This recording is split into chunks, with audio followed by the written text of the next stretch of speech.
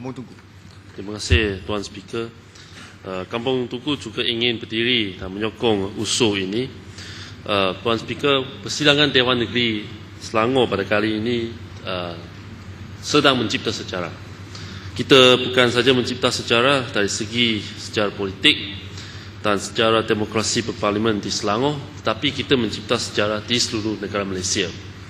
Selepas mengubah enactment kebebasan maklumat yang pertama di Selangor dan barangkali yang pertama di Malaysia, kini Dewan Negeri Selangor mencipta sejarah lagi. Buat kali yang pertama di Malaysia, di mana Dewan Berundangan meluluskan usul untuk melantik wakil dari pembangkang sebagai pengurusi jawatan kuasa kira-kira wang awam ataupun nama singkatannya Public Accounts Committee, PAC. Dan kerana sebelum ini belum ada lagi mana-mana ataupun apa-apa Dewan Berundangan di negeri ataupun di Dewan Rakyat yang berbuat seperti apa yang akan kita lakukan pada hari ini untuk melantik wakil daripada pembangkang sebagai pengurusi PAC. Ini akan menetapkan satu presiden baru dalam sejarah demokrasi berparlimen di Malaysia dan akan mencetuskan status negeri Selangor sebagai sebuah negeri yang betul-betul maju, bukan saja dari segi fisikalnya tapi juga dari segi sahsia politiknya. Kerana ini adalah kali pertama kita ada seorang wakil dari pembangkang yang dilantik menjadi pengurusi kepada sebuah jawatan kuasa yang begitu penting dalam demokrasi berparlimen ini. Usul ini juga mencerminkan cita-cita kerajaan Selangor untuk memastikan prinsip keupayaan, kebertanggungjawabан dan amanah betul-betul diterap ke dalam pentadbiran kerajaan negeri Selangor dan bukan saja cakap kosong ataupun retorik semata-mata. Tuan Speaker, PAC merupakan satu jawatan kuasa Dewan yang paling penting dan diberi tanggungjawab untuk menyiasat dan menyemak semua penyelewangan jabatan-jabatan kerajaan dan memastikan eksekutif bertanggungjawab terhadap Dewan melalui pengawalan perbelanjaan wang ringgit orang ramai.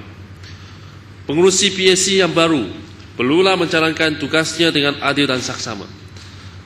Beliau harus mengetepikan perbezaan politiknya dan bekerja keras dengan memartabatkan prinsip ketulusan dan beramanah dalam pentadbiran kerajaan Selangor, iaitu cabang eksekutif kerajaan Selangor ini.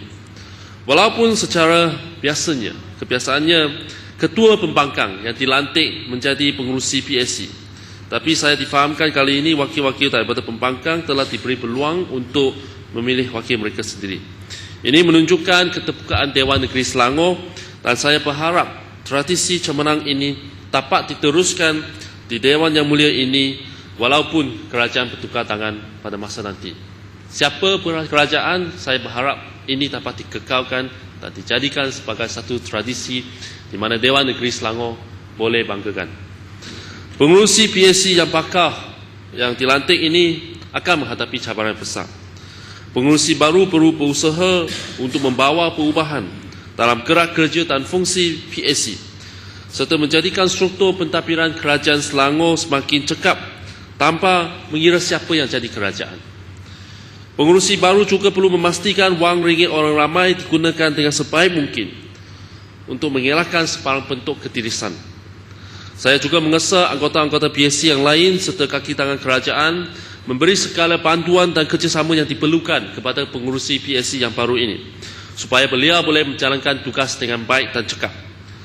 Jangan pula pengurusi PAC ini datang daripada pembangkang maka pandangan ataupun keputusan beliau itu dipandang remeh. Tidak, kita tidak buat begitu dan jangan sekali kita buat begitu. Negara dan negeri kita sekarang ini, Tuan Speaker, sedang mengalami perubahan. Budaya politik yang lapuk yang mementingkan partisan sekarang ini semakin pudar dan usang. Keterbukaan, keupayaan, beramanah pula merupakan kata-kata keramat untuk menentukan bangun atau jatuhnya sebuah negeri.